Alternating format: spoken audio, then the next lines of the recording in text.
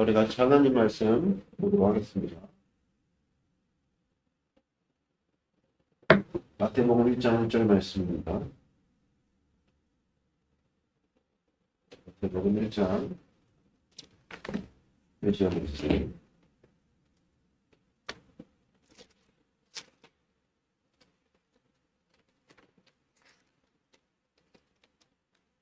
마태복음 1장 1절 같이 읽도록 하겠습니다. 시작. 아브라함과 다윗의 자손 예수 그리스도의 계보라. 아멘. 그러니까 마태복음의 시작이 아브라함과 다윗의 자손 예수 그리스도의 계보로 이렇게 시작을 했죠. 그래서 우리가 주일부터 시작해서 계속 나눴던 것이 무엇이냐? 우리 신앙의 아주 중요한 모토가 되는 두 사람을 뽑으라 그런다면 아브라함과 다윗을 뽑을 수 있다 그랬죠. 특별히 아브라함에 대해서는 우리가 정말 깊이 좀 다루어야 합니다. 이제 교회 가운데 하나님께서 이런저런 모양으로 이런저런 경로로 영혼들을 지금 보내주고 계시고 계속 교회 가운데 사람들을 더하는 그런 일들을 주님께서 이루시는 것 같아요. 교회됨 40일 마치고 나서 하나님께서 은혜를 베풀어 주시고 또 교회 가운데 이 복음의 광채가 나타나니까 영광을 돌리러 이렇게 나오는 일들이 정말 실제 우리 가운데 행하고 있는데 이럴 때 우리가 참 무엇을 준비해야 되느냐 그 영혼들에 대해서 믿음으로 잘 준비되지 않으면은 그러니까 그릇이 준비되지 않으면은 은혜를 우리가 담을 수가 없죠. 그러니까 그릇을 준비한다는 것은 다른 것이 아닙니다. 믿음을 우리가 정확하게 데피네이션 내리고 정의하는 것. 그래서 누군가 나에게 와서 소망에 관한 이유를 물을 때 준비된 답변이 있어야 된다는 것입니다. 어제도 이제 우리나라가 이제 축구 4강을 이제 아시안컵 지금 한창 진행 중이잖아요. 그래가지고 어제 제가 그래도 우리 나라 대표팀이 하는데 볼 수가 없어서 잠깐 봤는데 졌어요. 결국에 이기는 거. 근데 어저께 그거 보면서 참 답답했던 게 뭐냐면 뒤에서 있는 선수가 이렇게 앞에 있는 공격수에게 이렇게 패스를 할 때 받을 준비가 안 돼 있으니까 못 받는 거고 패스가 좋아도 받을 준비가 안 돼 있으면 그런 장면들을 제가 여러 차례 목격을 하면서 제가 그것을 좀 목회랑 좀 결부시켜서 하나님께서 우리에게 양질의 이렇게 패스를 건네하셨는데 우리가 받을 준비가 안 돼 있으면 골을 넣을 수가 없습니다. 그러니까 우리가 하나님께서 이렇게 양질의 패스를 우리에게 이렇게 뿌려주실 때 우리가 철저하게 그것을 좀 준비할 줄 알아야 된다. 그럼 우리 교회가 무엇을 준비해야 되느냐? 항상 교회는 여러분들 하나님의 은혜 그릇이라는 것은 믿음입니다. 믿음. 그래서 내가 은혜를 베풀 터니 입을 크게 벌리라 하잖아요. 그렇죠? 그러니까 우리가 그 하나님께서 우리 기름 부심의 은혜를 베풀어 주실 때 입을 벌리지 않으면 그 은혜 기름 부심이 그냥 우리를 지나쳐 가겠죠. 우리가 그것을 다 받아서 우리가 충만히 그것을 먹고 마시면서 하나님 앞에 강건하게 세워져야 되는 줄을 믿습니다. 그래서 우리 교회가 지금부터 해가지고 이 아브라함에 관해서 이제 아브라함을 마치면은 뭐 얼마까지 우리가 아브라함에 대해서 나눌 수 있을지 모르겠지만 창세기 12장부터 23장까지 아브라함의 스토리가 쭉 이어지거든요. 이 내용들을 우리가 좀 한번 깊이 있게 살피는 그런 복된 시간들을 갖고 나서 그 이후에는 다윗에 관한 내용들을 우리가 좀 같이 깊이 다루고 그 나머지는 이제 주님께서 이끄시는 대로 우리가 봐야겠다. 이런 어떤 방향성을 주님께서 제시를 하시네요.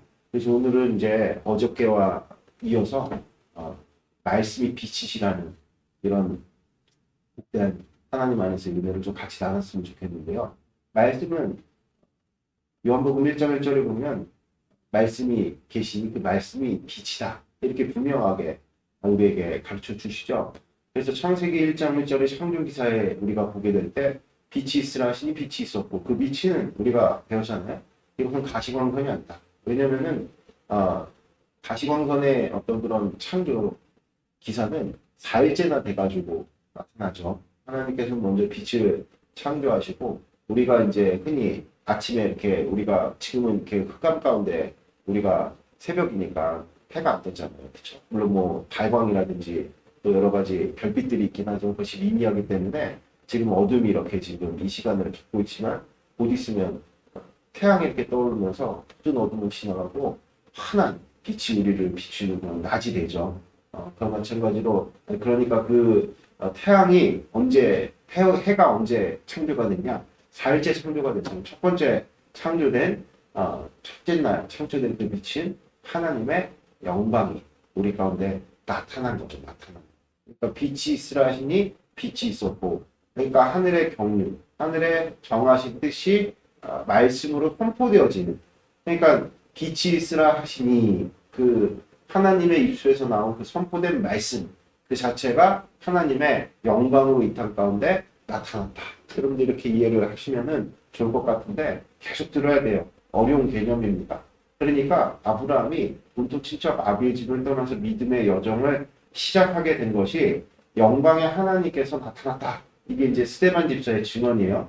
스데반 집사가 하나님께서 영광으로 나타나사 뭐라고 말씀하셨냐면 너는 본토 친척 아비의 집을 떠나서 내가 지명한 땅으로 가라. 그러니까 무슨 얘기냐? 하나님이 영광으로 나타나신 것 자체가 인격적으로 하나님의 말씀이 들려온 것이다. 이것을 오늘 주님께서 우리에게 가르쳐 주신 것이죠. 그러니까 아브라함에게 영광의 하나님께서 딱 나타나셔서 말씀을 딱 하실 때 그 말씀은 어떤 속성을 띈다 그랬어요? 빛이라는 속성을 띈다 그랬죠. 그래서 아브라함이 이 땅 가운데 왜 태어났고 아브라함이 이 땅 가운데 왜 존재하는지가 하나님의 말씀으로 말미암아 확연하게 드러난 겁니다. 할렐루야. 그래서 계시록 1장 1절에 보면은 잠깐 찾아볼까요, 우리?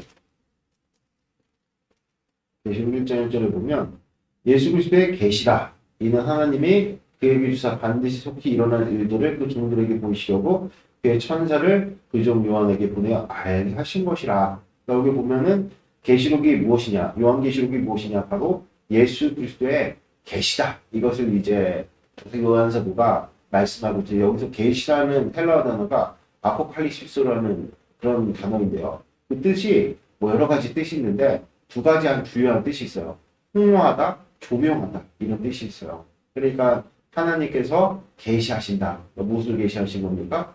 하나님의 하늘에 숨겨둔 그 뜻이 폭로된 거죠. 감춰진 것이 아니라 폭로라는 게 좀 이제 어감상 부정적으로 좀 우리가 이해될 수 있지만 하나님께서 그 비밀을 감춰뒀던 것을 어떻게 하셨다가 확 열어 보여주셨다. 근데 그 열어 보여주신 일들이 뭔가 봤더니 우리를 비추신 일이다. 할렐루야. 그러니까 우리는 여러분 하나님으로부터 떠나서 어디에 갇혔다고 유다서 1장 6절에 분명하게 기록되어져 있죠. 흑암 가운데 놓였다 그러죠. 그러니까 우리가 인생을 이렇게 살 때 여러분들이 예수 믿지 않으면 우리가 어디로부터 와서 어디로 가는지 내가 왜 존재해야 되는지 그 이유를 정확하게 우리가 알지 못한다는 겁니다. 아멘? 그러니까 우리가 짐승보다 지능이 높지만 뭐 많은 것들을 규모 있게 행하지만 목적성이 불분명하다는 거예요, 인생이. 그러나 우리가 하나님 만나게 되면 우리가 왜 존재하고 어디로부터 왔다가 어디로 가는지 그리고 우리가 해야 될 일들이 무엇인지를 정확하게 하나님께서 말씀으로 조명을 하신다, 비추신다. 그것이 이제 무엇입니까? 여러분들 계시라는 계시, 아포칼립시스, 당신의 뜻, 하늘에 감추었던 비밀의 경륜이 우리 가운데 비춰지는 것. 그래가지고 세상신이 이것을 알지 못하게 하려고 우리의 마음 가운데서 이 복음의 광채가 나타나는 것을 가린다 그랬죠. 그래서 세상신의 유혹이라는 것이 항상 우리의 시각을 어디로, 우리의 시야를 어디로 돌리는 거예요? 육체의 정욕과 안목의 정욕과 이생의 전략. 여기 흑암의 가치에 가두려고 이렇게 애를 쓰죠. 그래서 세상의 모든 사람들이 뭐 엄청나게 뭐 수려한 철학이나 사상이나 이런 모든 것들을 주장하면서 뭐 이빠른 소리를 해도 그 속성은 뭐를 벗어날 수 없다고요? 개인의 정욕과 안목의 정욕과 또 무엇입니까? 이생의 자랑을 찾을 수 없다는 거예요, 여러분들. 아멘? 이것을 여러분들이 분명하게 마음에 새기시는 그때 축복있길 바랍니다. 그렇게 해서 자기중심적으로 살아가니까 인생이 무엇을 쌓든지 만족해 보고 만족. 그렇죠? 뭐 이렇게 좀 뭔가 될 것 같으면서도 뭔가 된 것 같으면서도 우리가 이렇게 보면서 야, 저 사람 참 훌륭하다 하는 사람들을 쫓아가다 보면 그 끝에는 항상 실망스러운 어떤 그런 이면들을 우리가 발견하게 되죠. 그러면서 인생 참 무상하다. 그러면서 점점점 인생에 따를 자도 없고 따를 깃발도 없고 따를 어떤 이야기들도 없으면서 고집스러워지고 내가 자기 중심이 돼가지고 내가 주인이 되면서 살다가 이제 죽어서 지옥 가는 것이 원래 인간이 가진 어떤 운명이었으나 이제 하나님의 말씀이 우리 가운데 딱 임하니까 빛으로 딱 임하니까 아브라함처럼 여러분들 영광의 하나님께서 나타나셨다. 어떻게 나타나셨다는 것이니까 우리에게 말씀하신 것이 너 어디로부터 와서 어디로 가고 이 땅 가운데 너가 행해야 될 일들이 무엇인지를 내가 이제 가르쳐 줄 것이다. 그랬더니 이제 아브라함이 기뻤던 거죠. 아멘. 그래서 아브라함이 본토 친척 아비의 집을 떠난 것은 무엇을 떠난 것이냐?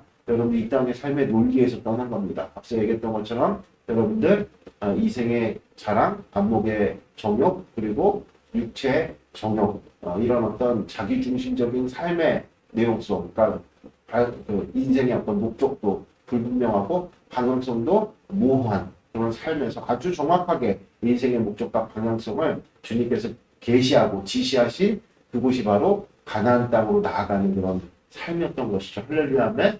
이 같은 복된 은혜가 여러분들의 삶 가운데서도 충만하시기를 주 예수 그리스도로 축원드립니다. 아멘. 그래서 이제는 하나님께서 영광의 하나님께서 이제 나타나셔서 아브라함을 통해 가지고 그래서 우리가 그것을 엿볼 수 있는 것이 하나님께서 아브라함에게 행하신 일들이 무엇이었냐? 여러분 우리가 창세기 1장부터 쭉 보면은 인간이 계속해서 하나님께부터 멀어져서 급기야는 바벨탑을 쌓고 하나님께부터 완전히 흩어진 그런 어떤 결과를 우리가 안 나옵니까? 조금 작은 것 같아요. 할까요? 됐죠? 네. 네, 그래서 뭐 얘기하다 말았습니까? 그러니까 창세기 1장 1절부터 계속 인간이 하나님께로부터 쭉 멀어지고 뭐 노아의 방주 사건도 한번 벌어지게 되고 그러면서 창세기 11장에 결국에는 바벨탑을 짓고 하나님 앞에 그 패역함을 온전히 완연하게 드러내서 완전히 흩어져 버리죠. 그러니까 이제는 소망이 없는 하나님과 완전히 단절된 상태를 예전에는 가인이 개인적으로 범죄해갖고 가갖고 성을 쌓잖아요. 이제는 모든 인류가 합쳐가지고 합하여서 마음을 합하여서 한 몸을 이뤄서 바벨탑을 쌓은 거예요. 그러니까 하나님 앞에 온 인류가 완전히 대적한 그 일이 바벨탑 사건이죠. 그래서 하나님께서 완전히 흩어버리셨습니다. 이제는 하나님과 인간 사이에는 완전히 철저한 장벽이 이렇게 딱 세워지게 되었는데 이 순간에 하나님께서 이제 내가 이 인류를 다시금 모을 계획을 세워야겠다 하시고 주님께서 구원에 우리가 다리공사다 이렇게 이제 표현을 하잖아요. 교회대명사 11에서 그것을 아브라함부터 시작을 하셨다. 근데 어떻게 시작을 하셨냐? 하나님께서 말씀하시고 할렐루야. 아멘. 말씀하셔서 본토 친척 아비의 집을 떠나는 그 일로 주님께서 이루셨다. 그래서 실제 아브라함이 그 말씀을 쫓아가지고 어디로 왔어요? 가나안 땅에 딱 와봤더니 황폐한 땅이 기근이 임한 땅이 맞닥뜨리게 되었다 그랬죠. 그것은 사실상 여러분들 누구의 어떤 실상을 주님께서 보여준 것이죠?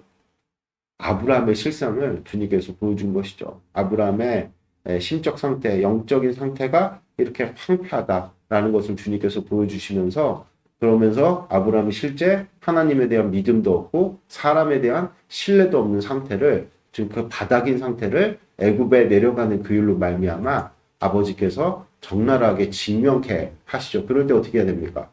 돌이켜가지고 회개하죠. 어제도 우리 전인홍 형제가 무슨 불평불만하고 뭐 어쩌고저쩌고 하면서 회개했습니다. 저는 굉장히 하나님 안에서 은혜의 은혜의 작용이라고 믿어 의심치 않아요, 여러분들.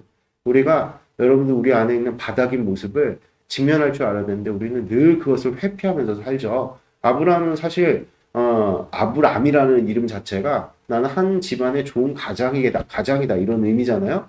그러니까 우리가 여러분들 우리의 본질을 외면한 채, 그렇죠? 우리가 믿음도 없고, 그렇죠? 사랑도 없는 우리의 이런 황폐한 기근이만 가나안 땅과 같은 우리의 본질을 외면한 채 얼마나 거짓으로 포장하면서 삽니까? 그러나 하나님의 영광이 착 비치니까 숨길 수가 없는 거. 나의 본질이 무엇인지가 적나라하게 이렇게 드러나는 이런 일들이 언제 일어난다? 하나님의 약속의 말씀이 우리 가운데 비춰질 때. 그래서 우리가 교회되면 40일을 하면은 여러분들 많은 어떤 그런 여러 가지 나의 어떤 그런 부족한 모습들이 적나라하게 드러나는 거예요. 힘이 드니까 이전까지는 힘이 좀 나에게 남아있으면은 항상 숨기기 바쁘죠. 그렇죠? 그런 어떤 우리의 본질을 그냥 도망당기기에 다 바쁘다고. 그러나 우리가 말씀의 선포 가운데 막 힘도 들고, 그렇죠? 피곤도 하고, 그러면 이제 본색이 우리 가운데 드러나게 되는 것인데, 그 본색이 여러분들의 삶의 순간에 여러분들이 그냥 살다 내가 내 힘으로 그냥 살다 그 힘이 떨어져 갖고 직면하면 얼마나 비참합니까? 그러나 말씀 중에 여러분들 말씀 중에 하나님의 말씀 가운데 여러분들 우리가 그런 모습들이 자연스럽게 드러날 때 여러분들 교회에 40일 통해서 돌이킬 때 하나님께서 우리에게 소망 주시고 그럼 예배 나와야지 예배 안 나와. 그죠? 하나님 앞에 나와야 되는데 예배는 안 나와. 회개만. 회개 여러분들 열매를 맺어야 됩니다. 회개에 합당한 열매를 또 맺어야 되겠죠. 그래서 우리가 주님 앞에 잠복되게 결단을 해서 아브라함이 그 13장에서 보면은 그같이 12장 그 후반부에서 애굽에서 겪었던 일들을 통해 가지고 회개하여서 물론 그런 구체적인 어떤 그런 내용들은 나오지 않지만 여러분들 성경은 이 통전성이 있죠. 처음부터 끝까지 다 똑같은 하나의 방향성을 가지고 말씀을 하고 있기 때문에 여러분들 우리가 이렇게 다 설명이 되지 않는다 할지라도 우리가 다른 본문에 또 다른 어떤 그런 사건들을 통해서 하나님께서 나타나신 그 성품의 일들, 그 성품의 일들과 또 하나님과 또 믿는 자의 어떤 그런 관계성을 통해 가지고 우리가 충분히 추론할 수 있다는 것입니다. 그래서 창세기 12장 후반부에서 그 일을 겪고 나서 아브라함이 크게 결심을 하니까 13장에 넘어와서 이 롯과의 어떤 롯과의 다툼도 사실상 하나님의 약속의 말씀이 강하게 부어진 어떤 결과죠. 그러니까 사실 평안한 때는 몰랐어요. 롯이 그런 마음을 품고 있었는지. 그렇죠? 그러나 이렇게 하나님께서 은혜를 이렇게 베풀어 주시고 아브라함과 또 롯이 우여곡절 끝에 다시 하나님의 크신 은총을 입었다는 얘기는 하나님의 영광이 임했다는 내용이겠죠. 그 영광이 크게 임해서 다시 가나안 땅으로 돌아오니 그 안에 영광이 탁 비춰지니까 숨겨졌던 그 이면의 동기들이 다 드러나게 되는데 롯의 이면적인 동기는 어떤 거였습니까? 이 세상적인 어떤 그런 세속적인 삶에 대한 갈망이 확연하게 이렇게 드러나게 되는 그래서 그 일로 말미암아 갈라지게 되었죠. 그때 아브라함은 이미 창세기 12장에서 자신의 어떤 그런 본질에 그런 하나님에 대한 신뢰도 없고 아내를 사랑하지도 않았던 자신의 모습에 대해서 회개하고 돌이킨 그 일로 말미암아 땅의 어떤 권리를 가지고 뭐 강압을 한다든가 율법주의적인 어떤 태도를 견지했던 것이 아니라 하나님 은혜대로 마치 그 이삭도 그랬죠. 그랄 땅에 있을 때 그랄의 목자들이 와가지고 여러 가지 자신들의 권리를 주장하면서 부당한 어떤 이유로 이삭이 팠던 우물들을 다 뺏어갔잖아요. 거기에 대해서 땅의 논리로 대응하지 않고 하나님께 모든 것들을 아뢰고 의뢰하는 그 일로 말미암아 하나님께서 상대하셔서 결국에는 그랄의 목자들이 고개를 숙이게 만드는 그 일과 마찬가지로 아브라함 또한 이런 다툼에 대해서 시시비비에 빠지지 아니하고 너가 좌하면 나는 우하고 너가 우하면 나는 좌하겠다. 이 같은 어떤 자세를 견지하게 될 때 여러분들 우리가 무엇을 느낄 수 있죠? 아브라함의 믿음이 도약했구나. 믿음이 성장했구나. 이 같은 복된 은혜가 여러분들의 삶 가운데 충만하시길 주 예수 그리스도로 축복드린 다음에 그래서 우리가 늘 말씀을 들어야 되는 것은 여러분들 우리가 말씀을 듣지 않으면 하나님의 영광이 우리 가운데 비춰지지 않으면 우리의 중심에 파리를 틀고 있는 이 세상 논리와 이 가치를 붙들고 우리 안에서 주인 노릇하는 이 어둠을 드러낼 수가 없다는 겁니다. 아멘.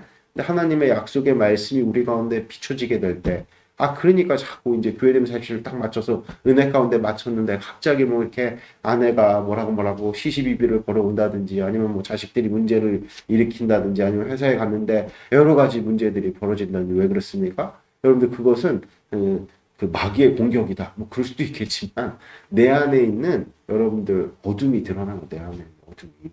아멘. 그래서 그동안에 감춰졌던 문제들을 이제 어떻게 하는 겁니까? 상대가 문제다. 이런 식으로 가면 우리가 시시비비에 빠지는 것이고요. 그렇죠? 하나님 앞에 내가 회개하면서 내가 이토록 사랑하지 못했구나. 내가 이토록 신경 쓰지 못했구나. 주님 제가 이토록 연약합니다. 회개하고 돌이키면서 땅에 속한 자가 아니라 하늘에 속한 자를 하나님 앞에서 결단하고 돌이켜서 하나님 앞에 그것을 확증할 때 하나님께서 그 모든 것들을 은혜로 우리 가운데 베풀어 주신다. 아멘. 그래서 실제 아브라함이 땅의 논리에 대해서 반응하지 아니하고 하늘에 속한 자로서 믿음을 나타내니 하나님께서 그제서야 말씀하시며 동쪽과 서쪽과 남쪽과 서쪽과 동서남북 너가 밟는 모든 땅을 내가 너에게 줄 것이다. 그랬을 때 아브라함이 어떻게 했다 그랬어요? 예배했다 그랬어요. 아멘. 화답했다 그랬어요. 아멘. 그럴 때 주님께서 실제 동쪽과 서쪽과 남쪽과 동쪽과 서쪽과 남쪽과 북쪽 그래. 동서남북의 모든 땅이 하나님의 소유임을 드러내는 사건이 창세기 14장에 벌어졌다 그랬죠. 그래가지고 4개국 연합, 당시 패권국이었던 그쵸? 신할 땅의 왕을 비롯한 4개국 연합을 아브라함이 약 300명밖에 안 되는 군사를 끌고 와갖고 격파하는. 그건 뭐 누가 하신 겁니까?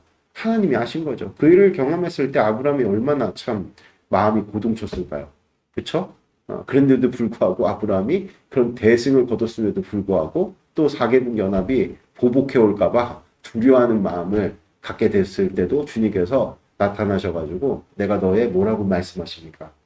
방패다. 이런 확증을 주님께서 허락해 주시죠. 그래서 그 믿음을 붙들고 아브라함이 약 75세에 내려왔으니까 100세까지 25년간을 주님의 은혜 가운데 믿음의 어떤 행보를 다 걸어가면서 그 이후에도 27년을 더 살기는 했지만 어쨌든 간에 그때 아내 사라가 죽고 사라의 어떤 매장지를 이렇게 구하는 어떤 그런 장면이나 여러 가지 어떤 그런 스토리 속에서 아브라함이 가나안 땅에서도 얼마나 참 명망이 깊고 많은 사람들로 참 명망이 높고 또 많은 사람들로 존경을 받았나 이런 내용들을 우리가 곳곳에서 살필 수 있고 심지어는 그랄 땅의 왕이었던 아비멜렉이 그의 군대 장관과 와가지고 조약을 체결하는 이런 놀랍고도 복된 인생을 주님께서 살게 하셔서 실제 아브라함이 계명이 됐죠. 아브라함으로 살아가는 그 이름이 한 점도 부끄러움 없는 인생으로 주님께서 인도를 해 주셨다는 것이죠. 이 같은 놀랍고도 복된 은총이 우리 삶에 펼쳐졌으니 그것이 곧 우리를 향한 하나님의 부르심이요. 그 부르심이 무엇으로 우리 가운데 화답되었습니까? 교회로 사는 거. 교회로 사는 게 무엇입니까? 예배자로 사는 거예요. 그러니까 하나님 말씀하심에 동의한 게 예배입니다. 아멘? 그러니까 우리 그냥 예배 드리는 게 아니라 내가 하나님의 약속의 말씀이 나의 삶 가운데 계시되어서 하늘의 그 나를 향한 그 비밀에 묶여져 있던 감춰져 있던 하나님의 그 뜻이 심지어는 폭로된다. 계시하다가 폭로하다. 아포칼립시스 폭로라는 뜻이 있다 그랬죠. 그것이 나의 삶 가운데 조명되어져서 이제 나의 삶이 아주 명확해진 겁니다. 그래서 여러분들 믿는 자는 삶의 목적이 아주 뚜렷한 거예요. 할렐루야. 나는 먹든지 마시든지 무엇이 하는지 누구의 영광을 위해 사는 겁니까? 하나님의 영광을 위해서 사는 거. 그것이 바로 여러분들 교회됩니다. 교회됨. 아멘. 이것을 여러분들이 분명하게 마음에 새기시는 복된 축복이길 바랍니다. 그래서 여러분들의 인생, 우리는 보통 본래 아브라함이었어. 아브라함. 그냥 내 인생의 목적을 내가 상정하고, 내가 상정하지 않았으면 우리 아버지가 상정한 거, 아버지가 상정하지 않았으면 세상이 규정했던 그런 삶에서 아브라함이 되는 거야. 하나님께서 이름을 바꿔주신 거죠. 너는 이제 너의 집안에서만 좋은 아버지가 될 것이 아니라 만국의, 열국의 믿음의 조상이 되어야 한다. 이렇듯 우리에게 주님께서 사명을 허락하여 주시는 것이죠. 이것을 사도 바울은 어떻게 고백을 했느냐? 내가 내 그리스도의 남은 고난을 내 육체에 채워놓으니 그 남은 고난 누굴 위해서라? 교회를 위해서. 아멘? 교회를 위해서 누굴 위한 겁니까? 그리스도를 위한 거예요. 그리스도를 위한 것은 누굴 위한 겁니까? 여러분들 만물을 위한 거예요. 만물. 예수님께서 이 땅 가운데 누구의 사랑으로 오셨어요?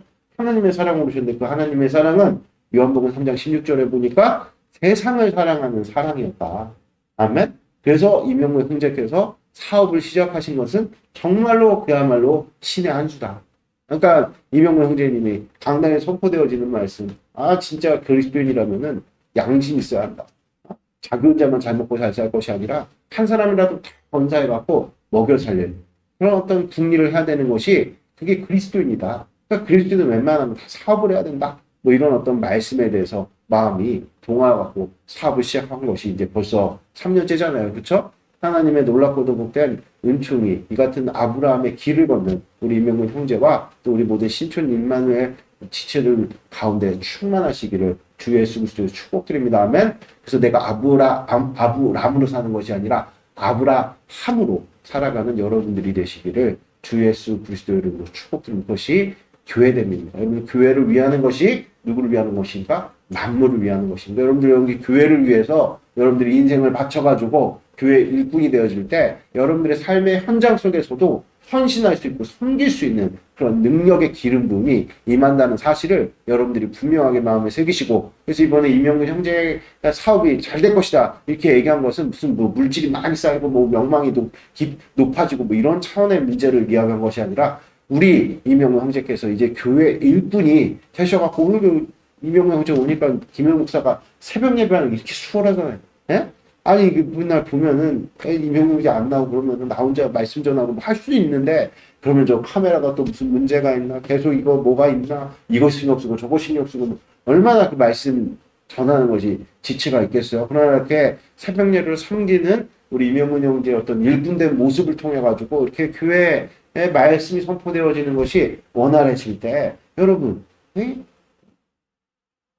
이명근 형제가 교회를 위해서 이 아침에 이렇게 나가고 수고하는 것이 그리스도의 남은 고난을 이명근 형제 육체에 채우는 그런 일들이죠. 교회를 위하는 것이고, 나의 줄로 재어주신 모든 만나는 사람들을 위한 거예요. 왜냐하면 에베소서 1장 22절 말씀에 교회는 그의 몸이니 만물을 충만케 하시는 이에 충만합니다, 이렇게 분명하게 말씀하고 있기 때문이죠. 그러니까 교회 안에 우리가 일꾼으로 서서 교회를 충만케 하는 그런 일들이 우리 삶 가운데 이루어지게 될 때 만물이 우리 가운데 충만하게 되는 그런 놀랍고 복된 역사가 나타나게 되는 것이다. 그래서 우리가 아브라함 같은 인생은 그냥 내가 변호사 일 해가지고 돈도 좀 많이 벌고, 그리고 좀 여유롭게 살고, 재정적으로도 좀 넉넉하게 살고, 노후도 좀 준비하고, 우리 자녀들이나 뭐 우리 가족들 좀 이렇게 부모님께 효도하고, 가족들 이렇게 뭐 좀 건사하면서 또 사람들로부터 좀 존중도 받고 존경도 받고, 그런 인생 내가 살아야지, 이렇게 마음 먹고 시작을 했던 것이, 예수님을 만나면 어떻게 바뀌어야 됩니까? 이제 그 일로 말미암아 우리의 가정, 나의 바운더리에 있는 많은 어떤 뭐 가정, 가족, 이런 어떤 혈연 공동체, 혈연 공동체를 귀중하게 여기는 건 세상 사람들도 다 하는 일들이죠. 이제 그걸 넘어서서, 그렇죠? 교회 안의 지체들이나 또 그 회사에서 만나는 여러 사람들, 그리고 직원들, 내가 이런 사람들 다 섬기고 어떻게 해서든지 한 사람이라도 더 구원을 이루어야지. 그러니까 우리가 만약에 전자의 마음으로 산다면, 의뢰인들이 왔을 때, 이 사람을 통해 내가 얼마를 벌 수 있는가, 이런 계산이나 궁리를 하겠죠. 그러나 우리가 그리스도인으로 산다면 정말 그 한 사람의 의뢰인을 영혼으로 바라보면서, 이 사람의 사건을 내가 잘 법률적인 서비스 하는 것을 넘어서서 이 불쌍한 영혼이, 이 갇혀있고 이 포로된 영혼이 예수님으로 말미암아 좀 자유함을 얻었으면 좋겠다라는 어떤 그런 마음을 가지고 그 의뢰인을 위해서 기도도 하고, 그러다 보면은 여러분, 법률적인 서비스 이상의, 법률적인 서비스야 문제를 해결해주는 그런 선에서 끝나는 내용들이겠지만, 우리가 그 이상의 여러분들 위안을 줄 수 있고 위로를 줄 수 있는, 그래서 정말로 따뜻함을 안고 생명을 얻을 수 있는 그런 사업체로 하나님께서 쓰신다. 이것이 라움을 향한 하나님의 비전을 줄 믿습니다. 기도드리겠습니다. 하나님 아버지 감사합니다. 오늘 선포된 말씀처럼